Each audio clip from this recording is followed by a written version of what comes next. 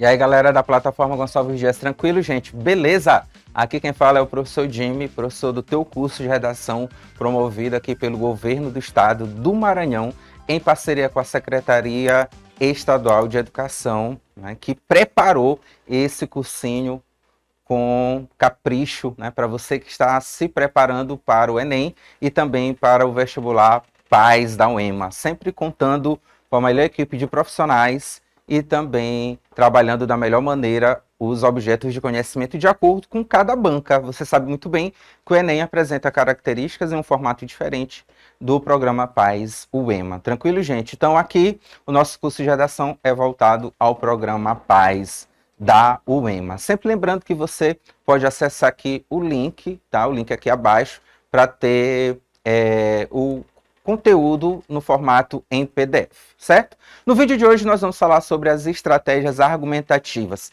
Lembra que a argumentação é o grande objetivo do texto dissertativo argumentativo. Logo, você precisa ter uma boa base argumentativa.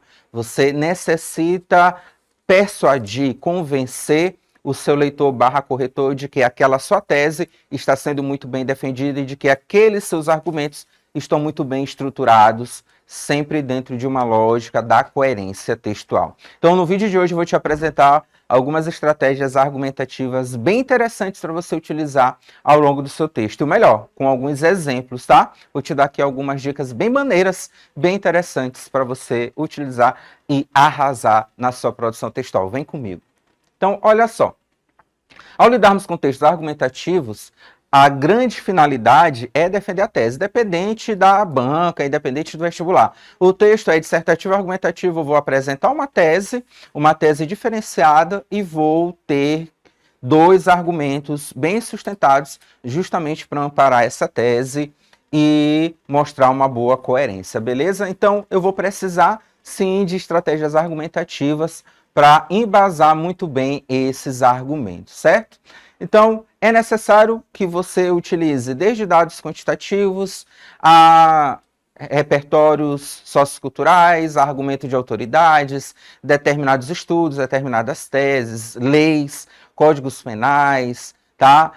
Fazer uma referência a uma alusão histórica, trazer uma obra literária, até mesmo apresentar uma causa e efeito, que nas rodas de bate-papo são chamadas de causas e consequências, tá? Então, tudo isso são excelentes estratégias argumentativas para você avançar na sua composição textual, beleza?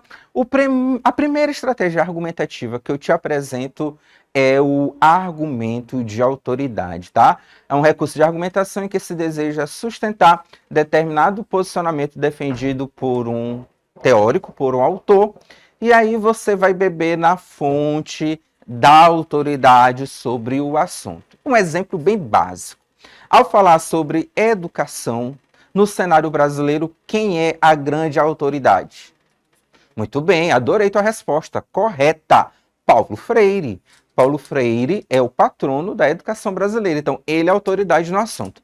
Isso não quer dizer que você não possa utilizar outra referência, como por exemplo Rubem Alves, que é outra grande autoridade no assunto, tá? Então aqui são apenas alguns exemplos de possíveis argumentos e possíveis autoridades que podem ou devem ser utilizadas ao longo do seu texto. O que eu estou querendo te mostrar? Que eu uso de acordo com o eixo temático, de acordo com a minha tese, de acordo com o meu argumento, tá bom? Aqui nós temos um parágrafo que vai te mostrar como um bom argumento de autoridade foi utilizado. Olha só. Além disso, a mídia, ao disseminar o perverso ideal de que existe um modelo de linguagem a ser seguido, também intensifica a reprodução do preconceito linguístico, tá? Então, presta atenção. Esse, além disso, me traz a ideia de um argumento que está sendo adicionado a outro já existente. Por quê? Porque esse conectivo traz a ideia de continuidade, de adição. Então, aqui eu tenho o segundo parágrafo de desenvolvimento, tá? Se ele tivesse começado, por exemplo, com a princípio, seria o desenvolvimento 1. Além disso, traz a ideia de desenvolvimento 2, tá? Mas perceba que nesse primeiro período, bem aqui tem o ponto, antes de nesse âmbito, eu tenho o tópico frasal. O tópico frasal, só te relembrando, você já sabe, é apenas o período em que eu trago de volta o meu argumento e conecto ao tema para mostrar que ali é a minha base argumentativa. A partir nesse âmbito aqui, eu tenho o segundo período, e é justamente o mais indicado para você introduzir o seu argumento de autoridade, ou seja, o seu repertório, que começa da seguinte maneira. Nesse âmbito, o sociólogo Karl Marx disserta sobre os meios de comunicação de massa como instrumentos utilizados para propagar o que a classe dominante considera aceitável. Então, bem aí, nós temos o argumento de autoridade. Eu estou falando sobre sociedade, sobre aspectos sociais. Já deu para perceber que aqui o tema é sobre o preconceito linguístico, né? A pessoa que escreveu esse parágrafo estava versando sobre o preconceito linguístico e ele achou por bem fazer uma análise social. E aí trouxe Karl Marx para isso, né? Então, foi utilizado à toa de maneira aleatória? Claro que não. Tem um procedimento para isso, tá?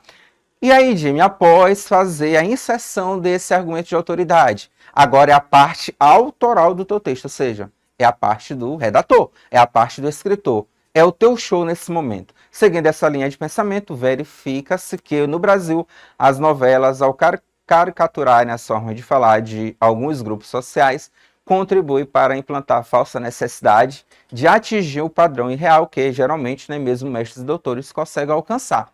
Então a gente percebe que é uma crítica aí com relação a determinados padrões vigentes na sociedade de fala e de escrita, tá? Então os padrões são tão elevados que nem mesmo aqueles que são considerados os mais cultos conseguem alcançar.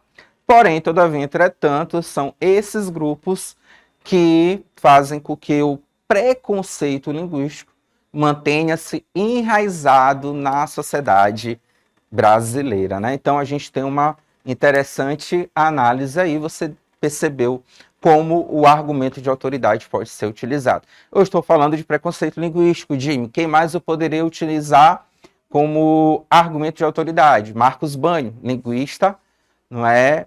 É brasileiro, autor do livro Preconceito Linguístico, que é como se faz, lançado pela editora Parábola em 1999. Tá? A gente está falando de argumento de autoridade nacional que poderia ser utilizado dentro dessa perspectiva. Fica a dica, tá? Citação de dados quantitativos. É uma boa estratégia argumentativa? É. Tá? Para o EMA, talvez essa daqui seja a que você deixe por último, tá? Porque nós estamos falando de temas com uma perspectiva mais reflexiva.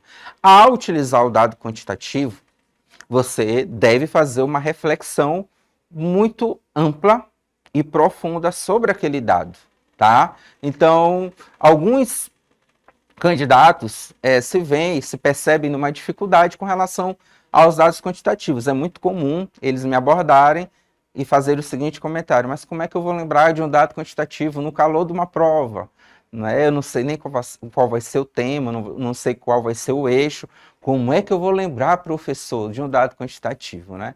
Então, por isso que essa estratégia argumentativa ela é deixada ali um pouquinho de lado por conta dessa dificuldade, mas ela é interessante sim, tá? Por quê? Porque o dado quantitativo é uma estratégia que valida ou que pode validar um determinado argumento. É a chamada estratégia de comprovação. Os números comprovam, mas aqui eu preciso ter um cuidado com vocês. Qual é? Todo dado quantitativo lançado num texto precisa ter sua fonte, tá? Então eu preciso dizer de acordo com tal portal, de acordo com tal pesquisa, de acordo com tal jornal, tá? Eu preciso ter isso também em mãos. Então, por exemplo, Instituto Brasileiro de Geografia e Estatística, mais chamado de IBGE, sempre lança dados, sempre faz uma análise de como anda o cenário nacional, tá? Principalmente em relação a aspectos sociais / econômicos. Então, é uma excelente fonte de dados quantitativos. Por exemplo, ano passado foi lançado o censo. Até hoje, alguns dados são vinculados, são transmitidos em alguns portais. Esses dados podem ser utilizados no seu texto, mas desde que você faça uma reflexão acerca desses números. Eu não apenas lanço os dados por lançar, eu os uso, mas eu preciso fazer essa análise, tá bom? Então, observe isso bem aqui. Outro parágrafo. Constata-se a princípio que, segundo o artigo 6º da Constituição Federal, todo cidadão tem direito ao lazer. Contudo, nota-se que não há o pleno exercício da lei ao observar que apenas 20% dos brasileiros frequentam os cinemas de suas cidades, como firmado pelo Instituto de Pesquisa Econômica Aplicada, tá? Então, bem aqui eu tenho o dado. O dado é 20% dos brasileiros frequentam os cinemas de suas cidades. Qual é a fonte? Como firmado pelo Instituto de Pesquisa Econômica Aplicada, tá bom? Então perceba que além do dado quantitativo, é necessário sim citar a fonte. Beleza, Jimmy, depois que eu lanço o dado quantitativo, depois que eu faço uso disso, o que eu preciso ainda realizar? Você vai fazer análise, tá? Esse infeliz cenário está fortemente atrelado ao fato de que as empresas exibidoras, em sua maioria, eu queria destacar isso aqui que está entre vírgulas, em sua maioria. Por quê? Porque a pessoa que fez esse parágrafo teve o cuidado de não generalizar ao dizer que é toda a sociedade, ou que são todas as pessoas que fazem isso, tá? Quando na verdade nunca é. Nunca são todas as pessoas, nunca é toda a sociedade que faz determinado ato. Então você tem que ter esse cuidado. Você pode usar essa expressão em sua maioria, grande parte, tá? Considerável parcela da população. É interessante essas expressões. Guarde-as, tá? Escreva-as bem aí, por gentileza. Então, as empresas exibidoras, em sua maioria, estão concentradas nos centros urbanos do país, pois existe, ainda no século XXI, o pensamento de que os cidadãos de pequenas e médias cidades não possuem interesse pela chamada sétima arte, tá?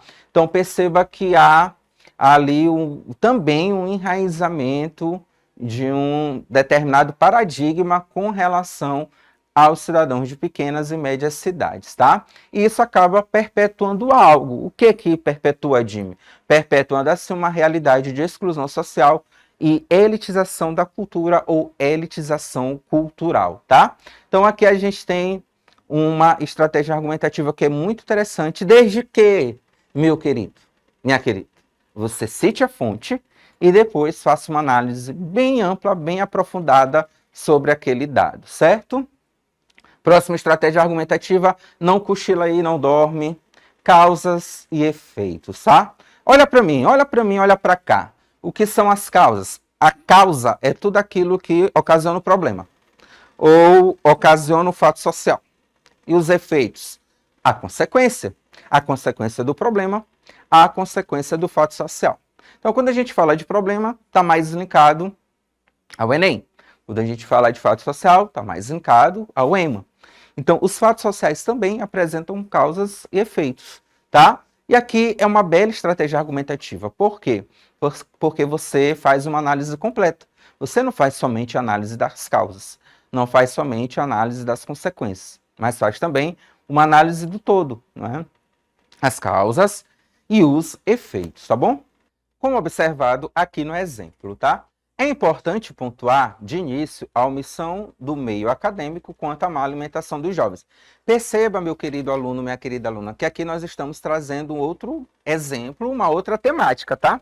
Então, primeiro período, tópico frasal. Em seguida, estratégia argumentativa, tá? À guisa de Kant, o ser humano é tudo aquilo que a educação faz dele. Aqui a gente tem um argumento de autoridade, mas eu não quero te mostrar isso nesse exemplo. Eu estou querendo te mostrar causa e consequência, tá? Que aqui a gente chama de causas e efeitos. As sociedades brasileiras, entretanto, negligenciam a saúde dos estudantes, ao não instruí-los sobre os riscos da obesidade e as formas de preveni-la, como reflexo de uma população ignorante frente aos hábitos alimentares ideais. 8,4% dos adolescentes são obesos e mais de 30% das crianças apresentam excesso de peso, segundo pesquisa recente do Ministério da Saúde. Então, analise aqui que nós temos 3 estratégias argumentativas em um único parágrafo. Jimmy, isso é bom? É.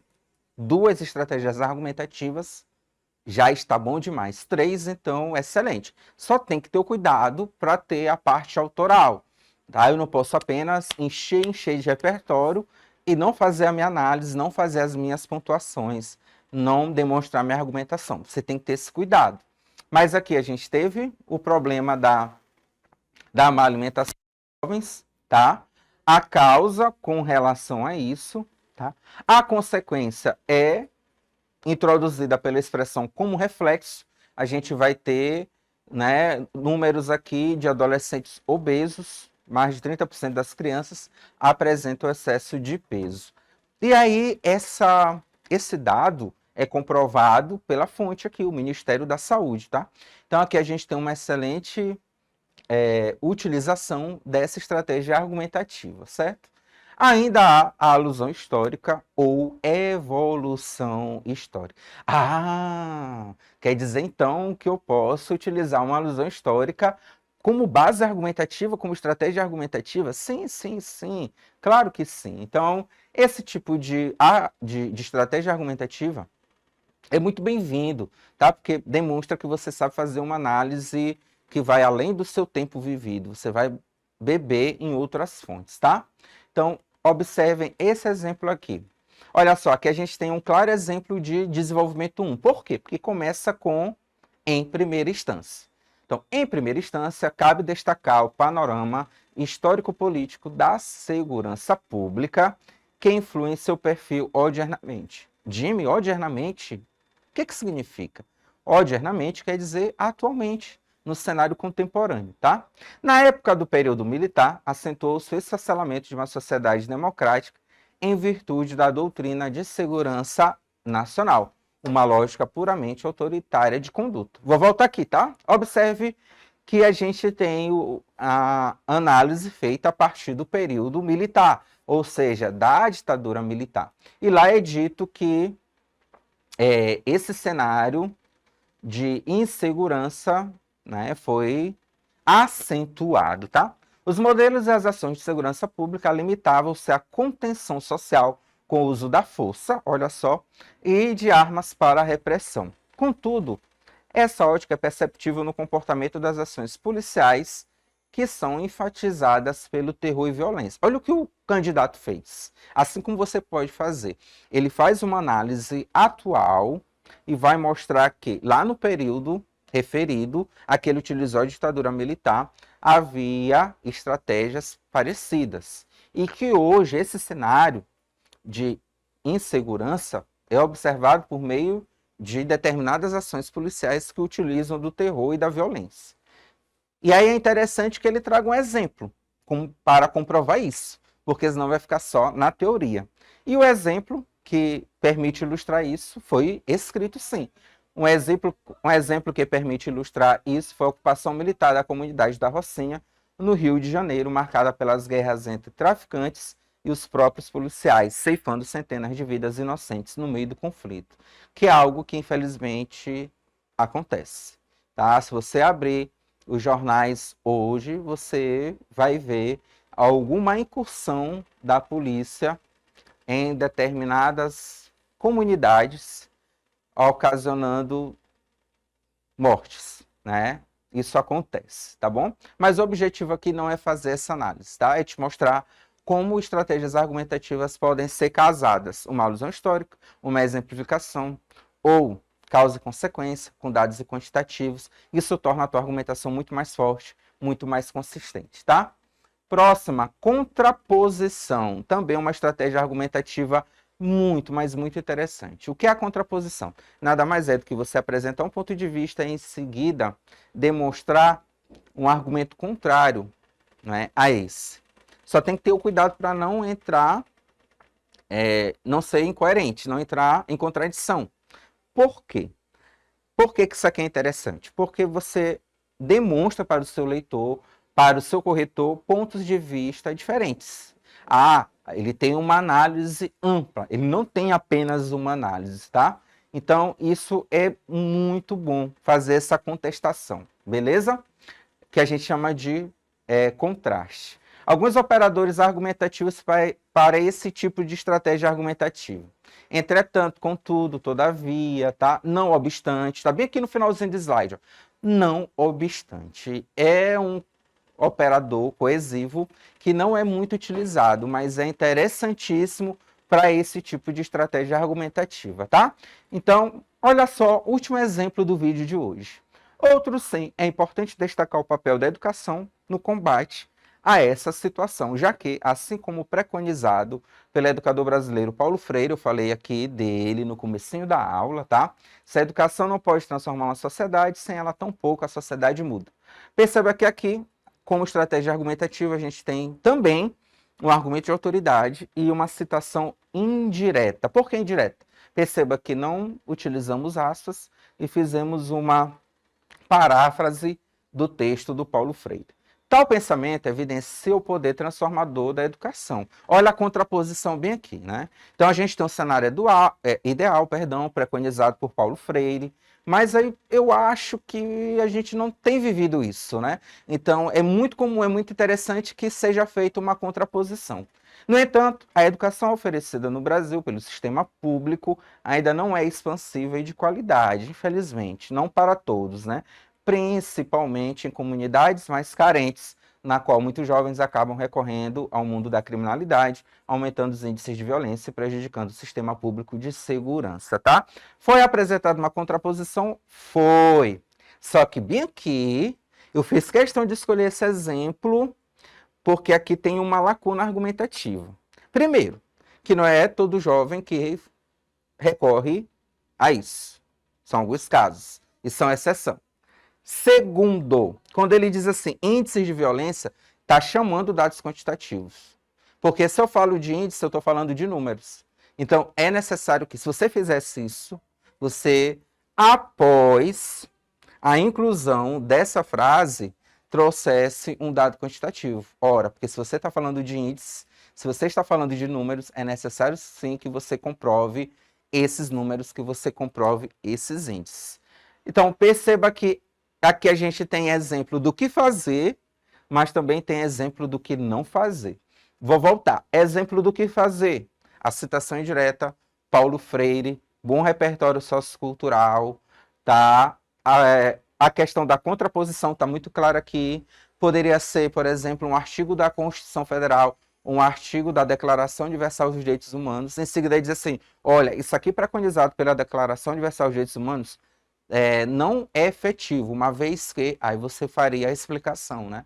É muito interessante essa contraposição, porém, esse argumento aqui é muito perigoso, né? Primeiro, né, por conta dessa indicação aqui, de que muitos jovens acabam recorrendo a esse artifício, né?